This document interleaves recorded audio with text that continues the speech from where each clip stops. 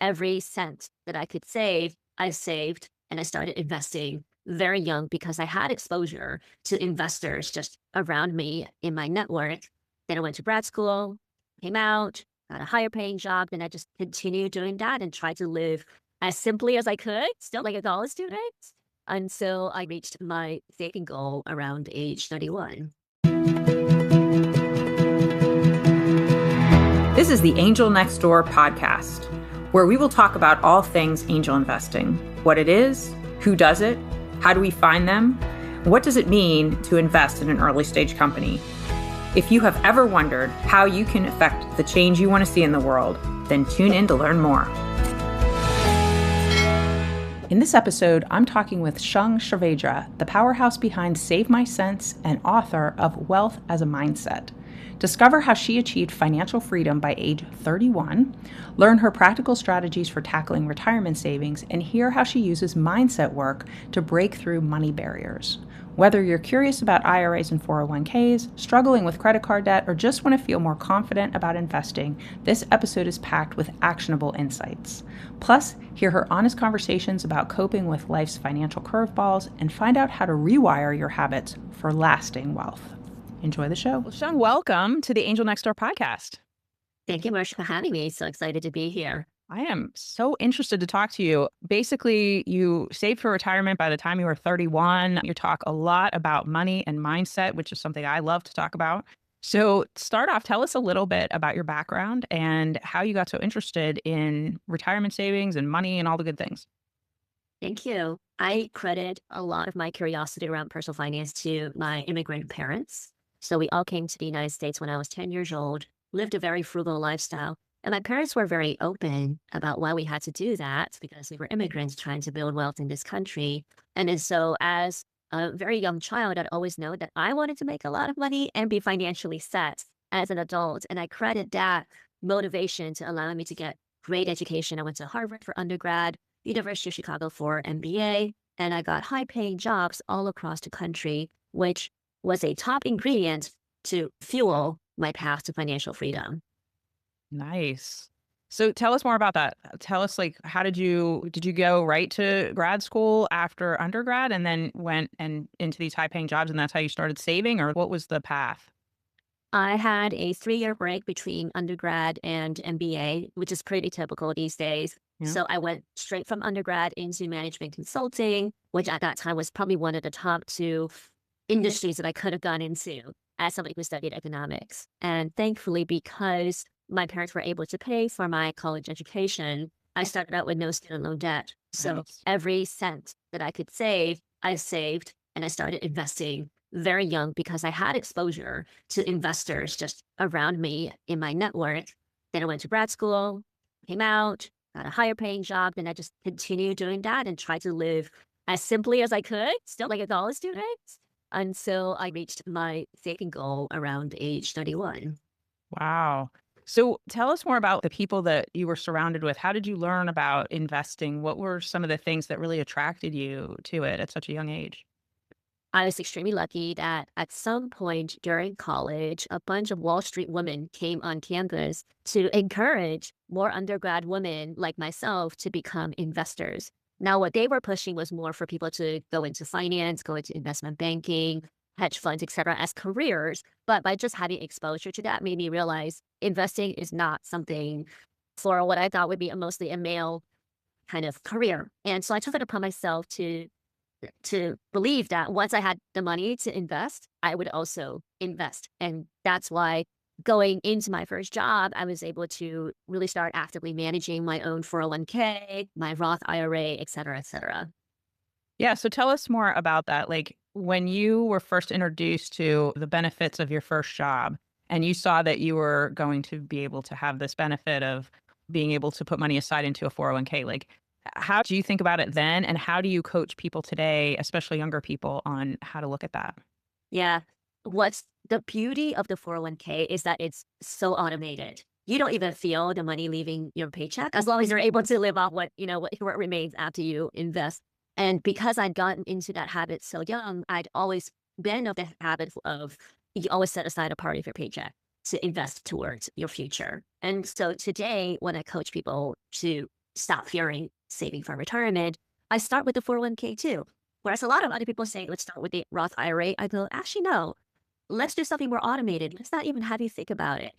Let's try put some part of your paycheck into your 401k. We'll try it out. If for a paycheck or two, you're like, I can't do it this much, we'll pull back. But at the very least, we're going to automate that away and then focus on the rest.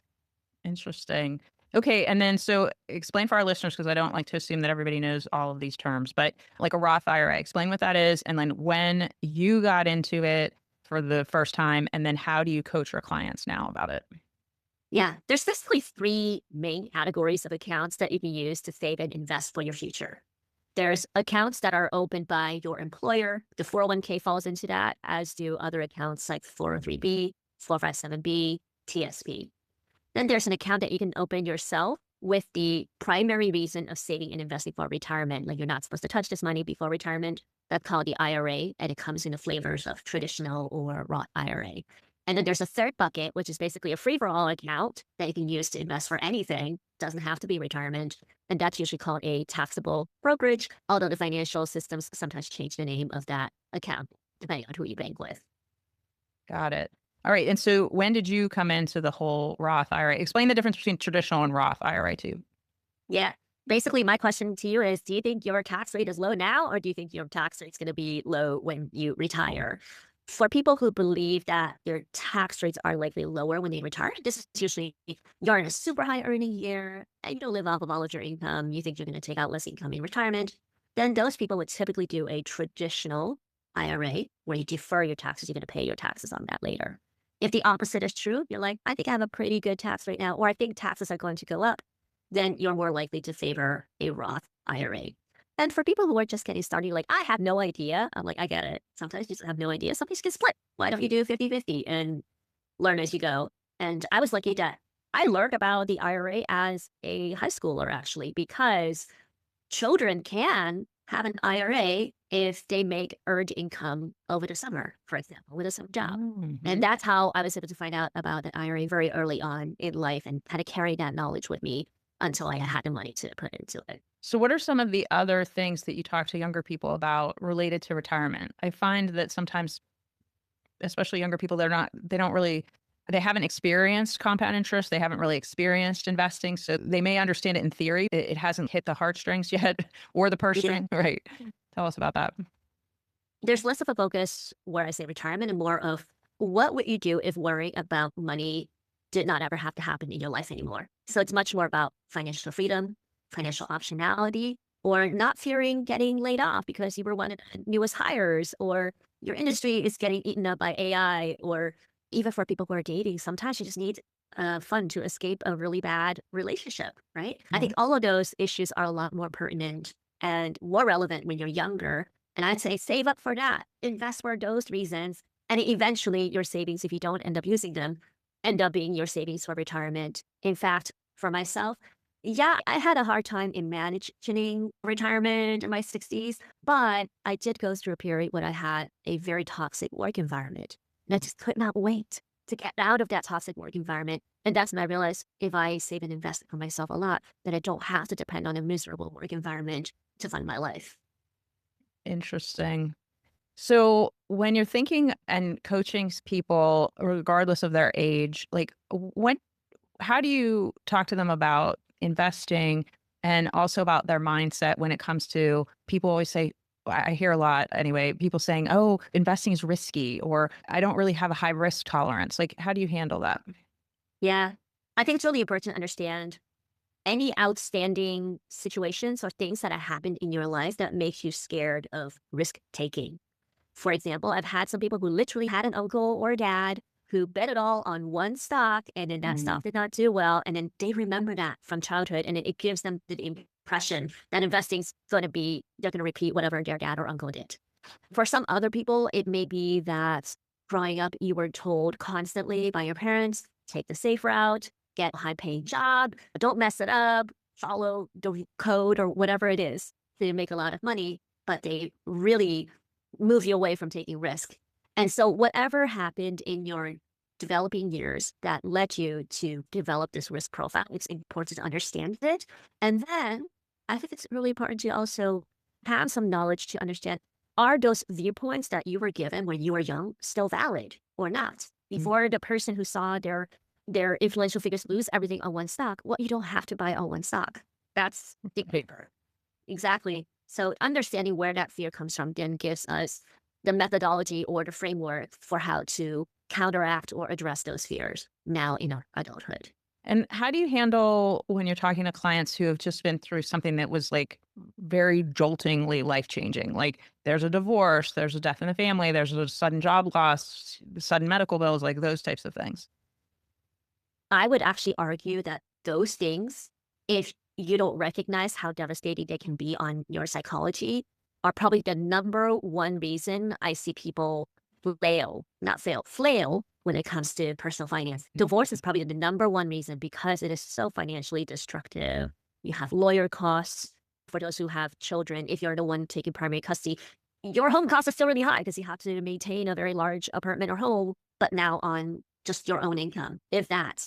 And death of someone that you really love or separation or any kind of loss causes our brains to go into a scarce, grieving state. And in that state of mind, it's actually quite difficult for our brains to have good executive function. The part of our brain that we need to engage to do well at personal finances includes skills like being analytics, risk assessing, and then taking a risk when you don't have all the information available to you, thinking ahead, thinking without emotions. And that involves the cortex side of our brain. And that's exactly the part of our brain that I like to say gets injured or gets sick during times of duress. And so it's actually really important. And I want to emphasize to this. If you're going through a tough time in life and your personal finances are not doing well, it says nothing about you. It doesn't mean that you failed, doesn't mean that you're a bad person, but it's actually really important for you to acknowledge that this tough time in your life directly impacts your personal finances, and you just have to find ways to manage it in order for your finances to improve as well. Mm-hmm. So you're saying manage the mindset, manage your mental stability, or try to get through the tough time so that you can look at your finances differently, but know that it's not your fault that this is happening. It's more like Yeah. something you need to get through. Yeah. I've seen so many people just beat themselves up unnecessary, just live in regret. Whereas I'm like, I'm going to give you a budget for their therapy or group coaching or life coaching, whatever it is to help you get through this. I actually shift money from other parts of the budget and say, go get help because you're not supposed to be going through something like this alone. Right. That makes so much sense. So tell us about your company, Save My Sense, how that all works. And I love your tagline, which is change your mind, change your money. Love that. So tell us more. Yeah. That unlock, right? That psychological unlock was the driving reason for me to create this company and the content that I put out on social media because I realized everybody else is talking about budgeting and how to pay down debts, but nobody's talking about the psychology behind it or all of the self-awareness and the mind work that you need to do to get out of the current situation or to make a big change. And then so when I coach people one-on-one, I teach classes, I do coaching, I put out content, but most of the time I'm coaching, I dive really deep into somebody's past, into what I call the root causes of your money beliefs. Where did they come from? How did they form? Was there something tragic or a big event recently that caused you to have these beliefs? Then using a technique that's actually pretty similar to cognitive behavioral therapy, we take these triggers head on and we reverse it. We use behavioral journaling, mental tools to control our emotions over time, control our reactions over time to triggers. And once that is in place, where at least my coaching clients know what they're supposed to do, then that kind of clears up your head. And then I can come in and suggest changes to the budget, suggest pathways and educate you on how to set up your retirement. And then we go on from there. Wow. Tell us more about that, like how you have them work through it, like the journaling, the making sure they know what the triggers are. Like that's so interesting. Yeah. The framework, I gave it the name Trigger Action Reward. So I'll just use one of my clients as a very easy example. I have a client who's a super busy working mom. They just don't have time. And so whenever she gets stressed out or exhausted from her life, That's the trigger. Her action is that she goes online and shops. Goes online, I need some retail therapy right now. And I get it. There's a reason why it's called retail therapy, because in the moment, it does make you feel better to buy something for yourself. You get the package, and it looks really nice. So the action is she goes online and buys something. And the short-term reward is that she feels a little bit better. But it's a short-term reward because it doesn't allow her to reach her actual goals, which is she wants to feel rested. She wants to have more money. She wants to be less stressed. So the way that I teach her is the next time you feel that stress, that exhaustion, the action you're going to do is going to address that underlying stress. So maybe you need to take a nap, or maybe work a little bit on your resume to change to a job that you might like more, or a job that pays more, or do a little bit of Pinterest pinning, but you don't buy something, right? Whatever you can do that allows you to feel better and changes your life for the better in the long term without spending a ton of money. So we've changed her action. Her reward is that she also feels better, but the feeling better can last longer, save her more money, or just works more in the long term. That makes so much sense. Yes, and that was a great example. Yeah, a lot of times we do tend to go toward some kind of other types of therapy, retail therapy, latte therapy, I don't know, ice cream therapy. You can pick Coffee your therapy. you can pick your thing, right? Yeah. Yeah, exactly. Yeah, that's super interesting. So I know you wrote a book. Of course, I'm all about authors and boosting what they're doing. Tell us, when did you write the book? What made you think about writing the book? How long did it take you to write it? All of those types of things.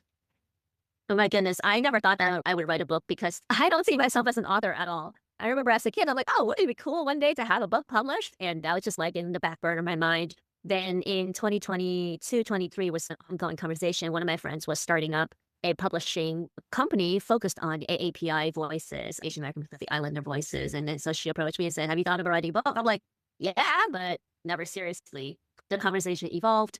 Eventually, I began writing a book in fall of 23, and the editing and all of that finished in summer of 24. The book came out January 25. So at the time of recording, the book's been out for about a year, and it's called Wealth as a Mindset. So again, it's really focusing on what can we do to change your mindset so that you can invite in more wealth. Yes, I love that. And so what are some of the tips and tricks that you have in the book, just to tease up what people might be reading about? So that trigger action reward framework that I talked about is central to the book, but I also personalize it to the root causes of your negative money behavior. So I've been talking about how I ask people about their childhood, right? Actually distill it down to 3 personalities, so to speak, 3 root causes, but you can actually relate to all 3 of these. And they're called feast and famine, adverse events, scarce immigrant. They're just these kind of personas that describe a common occurrence during childhood. Like, for example, people who grow up in feast and famine come from families who don't really stick to a budget, and they yo-yo between spending a lot of money and going into a lot of debt, like lots of credit card debt. And then I explain how that manifests in what happens as an adult. And then we use trigger action reward to address the very problems that you experience as an adult. And then I apply that to the gamut. I apply it to saving money for his first time, paying down debt. I apply it to your job search, your job negotiations, and then also eventually how to invest and save for retirement. Amazing. So you mentioned credit card debt. I know that there are a lot of people out there, especially younger people, who get a little bit upside down, or maybe a lot upside down when it comes to credit cards when they're in college, because there's a lot of credit card companies that are sometimes predatory and going after younger people. They probably have good or no credit. I don't know. I guess it depends. But then they start thinking, oh, well, I have this credit card and I could just buy things, and it's just goes into the ether somewhere. So how often are you seeing people that have gotten into credit card debt and think to themselves, wow, how did I get here? Quite often. And sometimes it creeps up on them over time. Yeah. And for some people, particularly the ones going through divorce, it's just one massive traumatic event that causes you to go into debt very quickly.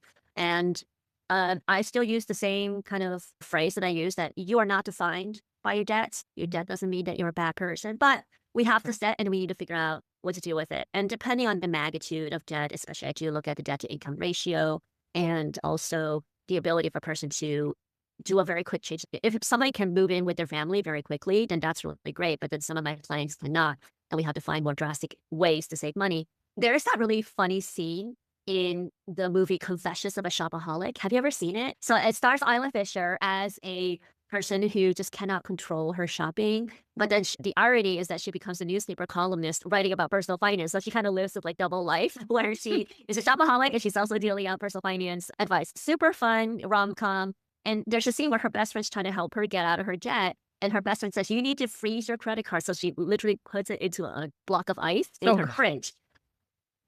I get it, right? I do a lesser version where I tell people, put your credit card in a place where you can't really see and delete your saved card information from all the online shopping. We're going to use a debit card or we're going to use a cash method. But yeah, there's a scene where she cannot control herself and she runs to her freezer, gets out the block of ice and just starts hacking away at it to get to her credit card. Oh, that's a funny story. And that kind of shows a little bit about our mindset sometimes around spending, right? Yes. Yes. Well, this has been such an interesting conversation about all things related to saving and investing. Tell us, though, before you go, a little bit more about how people at all ages can be thinking more about investing if they haven't been an investor yet, if they are still thinking that investing seems overwhelming or a little bit too far out of reach. What are some of the initial steps that they can take in order to feel more comfortable, maybe, and so that they can move in that direction?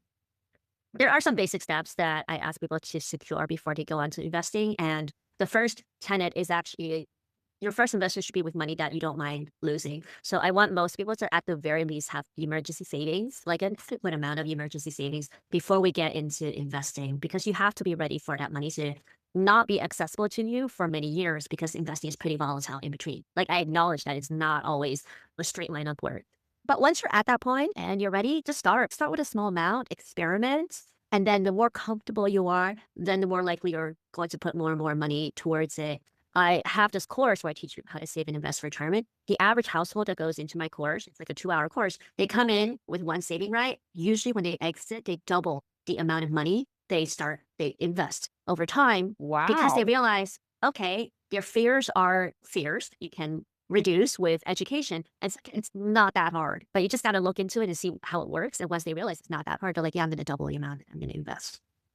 Wow. You have so many resources. So we're going to put all of this in the show notes, but we just want to make sure that everybody knows just how many resources that you have out there, first of all, and then let me say them and then you'll correct me or where I missed anything. Okay. You obviously have your book that we talked about.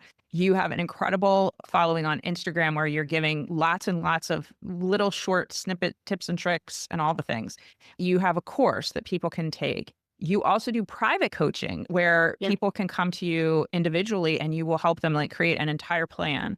And I just think all of these resources are so incredible. Did I miss anything?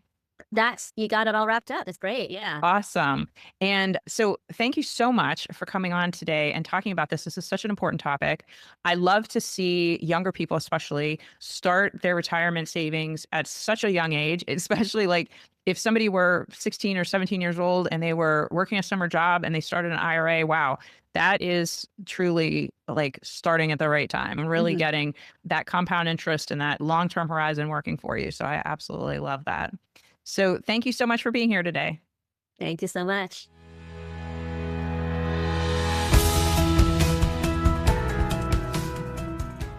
Thanks for listening. To connect with me, visit my website at marciadawood.com. And please subscribe, follow, and leave a review. It helps the podcast get seen by more people. And remember, you can also find the Angel Next Door podcast on YouTube too. And if you're looking to learn more about investing in the changes you want to see in the world, sign up for Ann and Bill Payne's ACA Angel University classes. Go to theangelcapitalassociation.org, all one word, to find out the schedule. And classes are now available on demand. Many classes are offered, everything from angel investing basics, which include fundamentals, risk, due diligence, term sheets, valuations, returns and portfolio strategy, and even a class on group formation. There's even a deeper dive where you can get advanced classes, including capitalization tables, startup boards, and exit strategies. If you're not already a member of the Angel Capital Association, you can become one for a low price that will give you unparalleled access to discounts, free webinars with a huge archive of content, networking opportunities, and much more. We'd love to have you join us. All content for this website is informational and not intended to serve as legal, tax, accounting, or investing advice. Well, Marcia, that's me, does serve on the SEC Small Business Capital Formation Advisory Committee. My views are my own and not the views of the SEC or my fellow colleagues on the committee. Our speakers and hosts are thoughtfully selected for their educational value, but their opinions are their own and do not necessarily represent the views of the host, me, or the Angel Capital Association, and neither specifically endorse the use of presenters' products or services.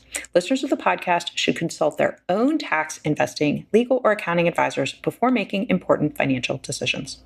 All warranties, including accuracy, completeness, and suitability for specific purpose, are disclaimed.